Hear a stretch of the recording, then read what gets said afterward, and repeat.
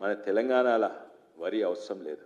మనం తినే వరి వెనకట మాజీ ముఖ్యమంత్రి ఏదో చెప్పిండు, లెక్కలేందంటే 1 కోటి టన్నులు మనం తింటామంట. మనం 1 కోటి టన్నులు తినము. యావరేజ్గా ఒక మనిషి 72 కేజీలు తింటాడు ఈ ఏడాదికి. ఒక మనిషి అంటే యావరేజ్గా చిన్నపిల్లలు తక్కువ తింటారు, ముసలి తక్కువ తింటారు, లేబర్ పనిచేసేటోళ్ళు ఎక్కువ. యావరేజ్గా 72 కేజీలు.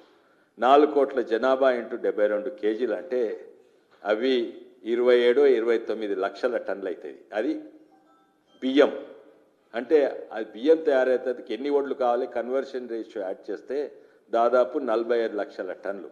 మనం తినే వరి 45 లక్షల టన్నులు తింటే మనం పండించే వరి 2,80,000 టన్నులు పండిస్తాం. ఎవరికి అవసరం ఇది?